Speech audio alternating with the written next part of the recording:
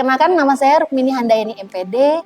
Saya adalah salah satu dosen di program Studi Pendidikan Guru Sekolah Dasar Fakultas Keguruan dan Ilmu Pendidikan Universitas Pakuan dengan NIDEN 04 12 07 87 04. Pada kesempatan kali ini, izinkan saya untuk menyampaikan pernyataan diri dosen dalam unjuk kinerja Tridharma Perguruan Tinggi bidang pengajaran. Adapun tujuan dari pemaparan ini adalah sebagai salah satu syarat sertifikasi dosen. Kali ini saya akan memaparkan salah satu mata kuliah yang saya ampu, yaitu mata kuliah Kapita Selekta Matematika melalui teknik pengajaran DIA atau Delivery, Interaction, and Assessment.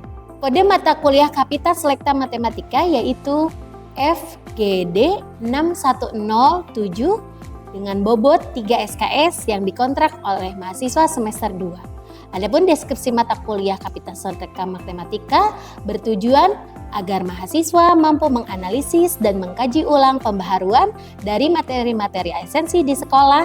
Untuk mencapai tujuan tersebut, maka bahan kajian mata kuliah terdiri dari logika matematika, pola bilangan, kaidah pencacahan, pecahan, EPB dan KPK, peluang, himpunan, teorema Pitagoras, kalimat matematika, dan persamaan linier dengan penyusunan bahan belajar anak usia peserta didik sekolah dasar. Kemampuan mahasiswa setelah mengontrak mata kuliah Kapita Selekta Matematika yaitu 1. Mahasiswa dapat membuktikan konsep dasar dan prinsip logika matematika dengan bertanggung jawab. 2. Mahasiswa dapat menguraikan konsep, fakta, prosedural, dan prinsip bilangan, serta aritmatika secara mandiri. Yang 3, mahasiswa dapat membuktikan konsep, fakta, dan prosedural penghitungan teorema Pitagoras secara mandiri. Yang 4, mahasiswa dapat menguraikan konsep dan prosedural kalimat matematika dan persamaan linear dengan bertanggung jawab. Yang 5, mahasiswa dapat menyusun produk bahan belajar anak usia peserta didik sekolah dasar dari konsep, fakta, prinsip, dan prosedural materi dengan bertanggung jawab. Dan yang terakhir, yang ke-6, mahasiswa dapat mempresentasikan dan mengevaluasi produk bahan belajar anak usia peserta didik sekolah dasar secara mandiri. Adapun sistem belajarnya yaitu dengan 16 kali pertemuan, sistem belajarnya melalui 60% luring dan 40% daring. Adapun 40% luring dilakukan dengan mengakses LMS Universitas Pakuan. Adapun teknik pengajaran dalam mata kuliah ini, yang pertama delivery. Mata kuliah ini disampaikan berdasarkan referensi yang digunakan. 2 diantaranya yaitu adalah referensi dari Rus Effendi yang berjudul Dasar-Dasar Matematika Modern dan Komputer untuk Guru. Yang kedua yaitu Van de Waal yang berjudul Elementary and Middle School Mathematics Teaching Development 7th Edition. Pada beberapa pertemuan, saya menggunakan case study sebagai model pembelajaran, di mana mahasiswa akan berdiskusi untuk menganalisis dan menghubungkan terkait materi Kapita Selekta Matematika dengan permasalahan yang ada di sekitar mereka. Baik itu permasalahan yang ada di sekitar ataupun permasalahan yang bisa dikaji dari artikel ataupun dari artikel berita ataupun dari video yang ramai diperbincangkan. Kemudian terakhir mereka akan membuat proyek berupa bahan belajar untuk peserta didik yang nanti berhubungan dengan konten materi Kapita Selekta Matematika. Teknik pengajaran yang kedua yaitu interaction, di mana mata kuliah ini mengadopsi 2 jenis pertemuan yaitu luring sebanyak 60% dan daring 40% dari jumlah pertemuan. Adapun pertemuan luring, interaksi saya dengan mahasiswa melalui diskusi dan tanya jawab di kelas dan juga di luar kelas. Kemudian, ketika perkuliahan daring, maka mahasiswa akan bertanya jawab dan diskusi pada saat Zoom meeting atau Google Meet atau secara asinkronus ada dalam forum diskusi yang tersedia di Learning Management System kampus. Yang ketiga yaitu assessment. Untuk mata kuliah ini, assessment terdiri dari ujian akhir semester 20%, ujian tengah semester 15%, penugasan berupa produk yaitu 30%, tugas harian sebanyak 26%, keaktifan dan sikap sebanyak 9%.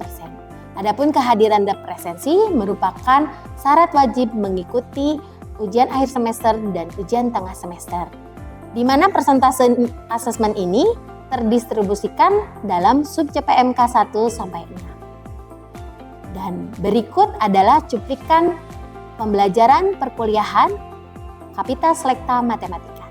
Selamat siang semuanya. Ya. Assalamualaikum warahmatullahi wabarakatuh. Ya. Gimana kabarnya? Baik ya, Angelo sehat? Sehat, ya harus sehat nih, soalnya PJ mata kuliahnya ya.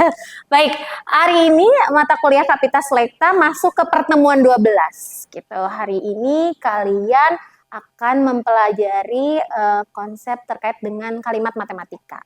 Nah, dalam hal ini adapun sub CPMK-nya adalah mahasiswa diharapkan dapat memahami konsep, menguraikan prinsip ya, dan juga melakukan prosedural penghitungan dari kalimat matematik dan persamaan linear gitu. Yang kita akan bahas adalah kalimat matematik gitu ya, yang nanti mungkin hubungannya di pertemuan selanjutnya dengan kalimat persamaan linear. Nah, dalam pertemuan hari ini yang kita akan ulas tadi ya, ini kan secara RPS kalian sudah masuk ke pertemuan ke-12 gitu. Jadi kita sebetulnya masih ada 3 pertemuan lagi ya yang akan kita lanjutkan untuk sebelum kita ke UAS. Nah, sebelum saya memulai, jadi saya juga mau lihat supaya kalian ketika kuliah tetap semangat ya. Nah, sama mengikuti kuliah, karena 3 pertemuan lagi kita akan menghadapi ujian akhir semester ya. Biasanya kan gitu ya, kalau sudah mau UAS baru tugas dan lain-lainnya cepat-cepat dikumpulkan atau dilengkapi gitu ya. Jadi kalaupun ada tugas yang belum lengkap atau atau mungkin yang kemarin kita sudah ulas tugas sebelumnya yang perlu diperbaiki, baik individu atau kelompok, silakan diperbaiki ya. Baik, kalau gitu kita mulai perkuliahan kita ya.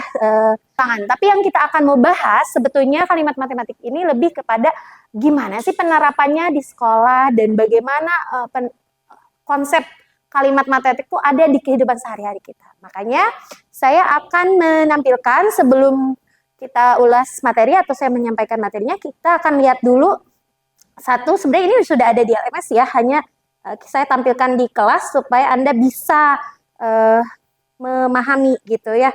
Kita pelajari bersama-sama apa kalimat matematik yang ada di dalam. Sebelum ke kalimat matematik, kalimatnya dulu. Ada kalimat pernyataan dan bukan pernyataan. Jadi mari kita lihat mana di antara yang ada dalam teks ini kalimat pernyataan dan bukan pernyataan. Oke, kita lihat ya. Biasanya kalau kalimat itu ada apa? Kalau di bahasa, misalnya bahasa Indonesia, namanya kalimat itu ada apa? Ya beberapa kata betul, Caca betul, tapi maksudnya apa beberapa kata itu? Terdiri atas subjek, ya betul, objek, dan predikat gitu kan kalau di bahasa Indonesia. Nah, tapi nanti secara bahasa Indonesia seperti itu, tapi nanti di matematik agak sedikit berbeda. Kita lihat yang mana yang fungsinya ada pernyataan dan tidak ada pernyataan. Yang ada pernyataannya. Yang mana? Baris kemana? Berapa, Cak? Baris pertama. Yang mana? Jelang pelaksanaan pemilihan guru, pamong PPG, kemudian? Oke, itu pernyataan. Menurut Caca itu pernyataan. Yang lainnya? Ada lagi kalimat pernyataan atau bukan kalimat pernyataan? Nanti kita lihat ya, yang mana yang itu sudah betul belum gitu ya.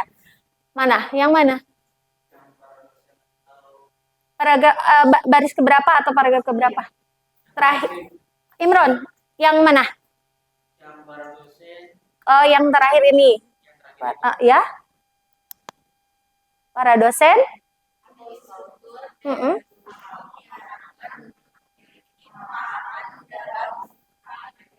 Itu pernyataan juga, Imron. Itu pernyataan atau bukan pernyataan? Karena Imron tadi yang pernyataan. Baik, ini satu isu ya, isu yang sangat penting untuk kalian sebagai calon guru ya. Di sini ada berita tentang guru pamong pendidikan profesi guru, dan ini berasal dari guru penggerak. Jadi biasanya guru PPG atau mahasiswa PPG itu nanti didampingi oleh guru pamong. Biasanya yang diambil dari guru pamong penggerak ya. Berminat untuk ikut PPG? Iya, berminat ya. Apalagi kalau kalian memungkinkan untuk ikut prajab gitu ya. Nah, itu sangat penting tuh karir gitu ya. Ini informasi yang ada yang harus kalian juga cari informasinya ya. Nah, dalam hal ini kita akan lihat nanti di matematiknya. Apakah itu yang tadi disampaikan oleh Caca dan Imron, apakah sudah sesuai atau tidak? Nah, yang tadi saya tanyakan tuh langsung to the point. Jadi bisa kalau kalimat matematik itu terdiri yang ada pernyataannya, ada juga yang bukan pernyataan gitu. Jadi ada unsur yang terdiri dari pernyataan dan bukan pernyataan. Nah, itu yang tadi sudah saya lemparkan ke kalian, tanyakan, walaupun belum ya nggak tahu yang itu betul atau tidak. Mari kita nanti cek ya yang pernyataan Caca dan Imron. Nah, kalimat matematik itu, kalimat berarti itu kalimat yang memiliki kejelasan makna. Jadi jelas maknanya, tersurat, bukan tersirat ya. Nah, dalam hal ini tadi tulisan. Kemudian ada juga kalimat yang tidak berarti ya, yang tidak memiliki kejelasan makna, tidak mengandung informasi apapun. Jadi nggak jelas mau kemana maksudnya. Nah, nanti yang terakhir, jadi nanti yang kita akan pelajari adalah kalimat yang berarti, yang ada maknanya. Kenapa? Karena dalam kalimat itu, dari kalimat yang berarti tadi, ada kalimat yang mengandung pernyataan dan ada juga kalimat yang bukan pernyataan. Nah, kita akan lihat tadi contohnya ya. Contoh kalimat berarti, ini masih yang umum ya. Ahmad Heriawan, Gubernur Jawa Barat. Berartikah kalimat itu? Kenapa itu berarti? Anak, kenapa itu berarti, Nak? Anak atau yang lainnya? Oke, karena betul itu. Karena dia jelas dan bermakna. Jelas mengandung apa jelasnya itu? Pernyataan apa? Bernilai apa? Nah, fakta. Bukan hoax. Kalau kalian bilang hoax ya, bukan mengandung kebohongan, benar gitu. Walaupun ini adalah kalimat yang pernyataannya Gubernur Jawa Barat pada periode kapan atau tahun kapan gitu ya. Seperti itu contohnya. Mari kita ulas lagi contoh yang lain, yang kalimat tidak berarti. Kenapa tidak berarti? Yang pertama misalnya, siapa yang mau menyampaikan? Kemarin 6 membeli baju. Kenapa itu tidak berarti? Kenapa? Tidak jelas siapa yang membeli, apa barang yang dibeli ada nggak? Jumlahnya ada nggak? Ada. Walaupun itu ada angkanya, jadi bukan termasuk kalimat matematik ya, karena tidak berarti. Lagi-lagi kalimat matematik itu yang berarti. Oke, yang berarti itu adalah kalimat matematik nanti. Yang tadi disampaikan, bahwa kalimat matematik yang ada faktanya ya. Nanti fakta itu bisa benar, bisa salah, ya. Betul gitu. Jadi itu Cak ya. Jadi kalau namanya berarti jelas ada faktanya, jelas kalimatnya runtut untuk siapa, apa dan lain-lain. Kemudian juga dia ada nilainya, benar atau salah. Ini yang saya kasih contoh masih hal yang umum ya, belum yang matematisnya. Itu. Ketika matematisnya kira-kira apa dong yang bernilai fakta? Misalkan ada nggak yang ada unsur, kan kalian gitu kalau bicara matematik pasti ada angka gitu, ada tidak selalu harus pernyataannya bersifat angka selalu gitu, bisa saja begitu. Nanti kalau ke nilai persamaan linier gitu, itu baru ada nilai angka di situ gitu. Tapi kalau pernyataan seperti ini berarti dan tidak berarti ataupun bernilai fakta benar atau salah, bisa hal yang umum kayak tadi. Nah, tadi bernilai benar nggak? Kita cross check lagi berarti ya? Betul nggak? Kita cross check ya ke beritanya ya? Ini tadi yang Imron tapi di ininya Caca ya. Sekarang gantian nanti Imron yang punyanya Caca kira-kira. Atau teman-teman yang lain ya, boleh ya. Teman-teman yang boleh.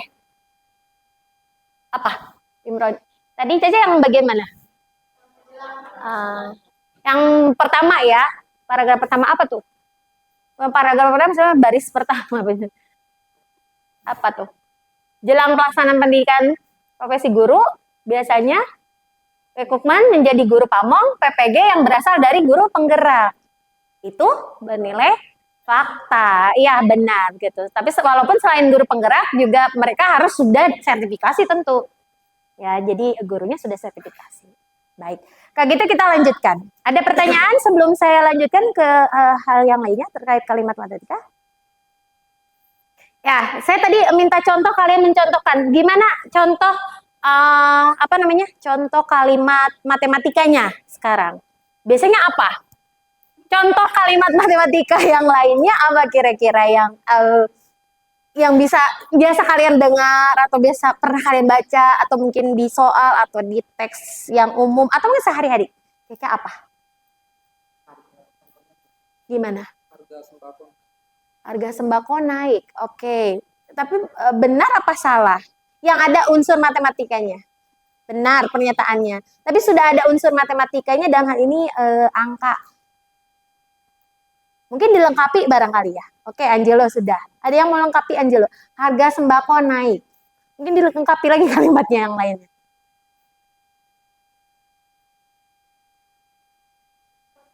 Dua tiga naik. 2%. Oh, oke, ada itu. Boleh kalau setiap hari raya Lebaran menjelang hari raya Lebaran sembako naik. Itu fakta ya. Pernah nggak naik? Itu fakta ya, kayaknya nggak harus cari beritanya, itu dirasakan oleh kalian semua ya. Fakta naik gitu. Nah, itu bisa jadi fakta. Nah, sekarang kan kalau tadi jadi saya balik lagi nih. Kan biasanya kalian ingetnya kalau ini ada unsur bilangan. Sekarang yang ada unsur bilangannya. Tadi hanya bentuk pernyataan, yang ada unsur bilangannya. Tadi Caca, naik 20%. Itu, pada tahun sekian naik 20% atau sekian persen. Nah, itu bisa. Ada lagi? Masanya barang jasa jual beli barang saja, yang lain fakta yang lain? 6 kurang dari 10 itu udah soal ya, sudah prosedural ya, udah operasi hitung. Iya, bisa. Itu juga termasuk. Iya, itu juga fakta. Tinggal nanti kalau di SD harus diberi kontekstualnya apa? 6 tuh dari apa? Yang pernyataan tadi gitu. Jadi 6 tuh 6 apa? 6 bola, 6 buah, 6 buku, 6 apa gitu. Kalau di SD-nya kan gitu ya. Ya kalau untuk kalian nggak apa-apa, kita belajar untuk abstrak. Oke, selanjutnya lagi. Apa lagi contoh yang lain? Apa? Ibu beli ayam 1 kilo dengan kita dipotongin menjadi 20 bagian. Oh, itu udah banyak tuh kalimatnya, betul. Ya, Imron tadi. Ya, Andres tadi sudah jawab ya tentang walaupun belum ada kontennya, tapi itu kalimat matematik betul yang ada. Jadi kalau di SD nggak akan ketemu kalimat yang kayak tadi disampaikan oleh mungkin Caca gitu, atau disampaikan oleh Angelo tadi tentang pernyataan bahwa harga barang sembako naik gitu. Nggak ketemu mungkin di anak SD kontekstual itu. Nah, kalau di SD pasti kontekstualnya yang lebih sederhana yang kayak tadi. 6 dari berapa? Tapi diganti 6-nya 6 apa? Diganti gambarnya, ada ceritanya. Kalau tadi yang saya bilang Imron tuh paling lengkap. Tapi mungkin konteksnya nggak selalu ibu ke pasar, beli apa? Beli ayam. Tapi bagus tadi, beli ayam terus dibagi sekian. Itu udah ada 2 tuh faktanya. Satu beli ayamnya berapa, harganya, terus nanti itunya apa? Potongannya. Itu juga bisa. Ya, oke. Ada yang ditanyakan? Tidak ya. Jadi kita harus paham ya. Untuk kalian ya seperti itu, nanti di sekolah itu juga dipakai kalimat matematik. Tapi dalam bentuk biasanya operasi hitung, dalam bentuk soal cerita, itu ada kalimat matematik. Tapi sekali lagi, namanya kalimat matematik tidak selalu ada unsur angka. Seperti tadi Angelo sudah contohkan atau yang awal-awal kita sudah ulas. Baik, selanjutnya. Kita sudah mulai. Kalimat pernyataan. Nah, karena tadi Anda sudah menyampaikan 6 dari atau 6 ditambah sekian. Nah ini. Kenapa ini dibilang tertutup? 2 plus 2 itu tertutup? 2 tambah 2 sama dengan 4. Benar nggak? Oh iya, ada tulisannya ya. 2 tambah 2 sama dengan 3. Nah, kenapa begitu? Salah. Ami diem aja di belakang.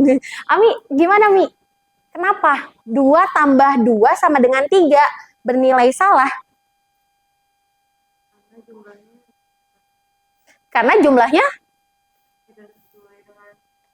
Iya, kita juga harus ingat prinsip penyumlahan. Operasi sama dengan itu adalah hasil, ya berarti operasi yang di kiri dan di kanan harus sama nilainya kan? Karena sama dengan, bukan sama dengan itu setelah sama dengan itu kunci jawaban, bukan. Itu yang suka ini. Jawabannya, oh ya setelah sama dengan pasti itu jawaban. Enggak, maknanya bahwa ketika setelah sama dengan, artinya nanti operasi hitung dari sebelah kanan, kan 2 tambah 2 tuh 4 hasilnya. Maka sebelah kiri pun nilainya harus 4. Tapi harus ditulis 4? Tidak. Bisa ditulis apa? Oke, siapa yang mau menuliskan di depan? Mencontohkan 2 tambah 2 sama dengan 4, tapi jawabannya bukan 4 saja.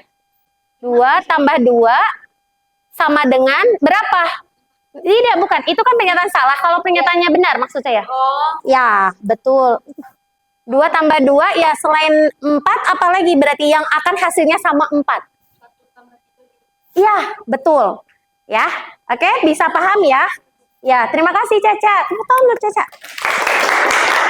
Jadi maksudnya prinsipnya sama dengan di sini bukan hanya sekedar hasil dari yang sebelah kiri ya, tapi hasil sebelah kiri ditulis di kanan bukan, tapi juga seimbang. Jadi boleh saja kamu membuat tugas membuat soal yang jawabannya tidak 2 plus 2 sama dengan 4, tapi ditanya dengan operasi hitung penyebelahan yang sama misalkan, tapi angkanya berbeda. Sehingga anak tahu 4 itu diperoleh tidak hanya 2 dengan 2, tapi bisa 1 ditambah 3. Nah, seperti itu. Kita balik lagi ke sini.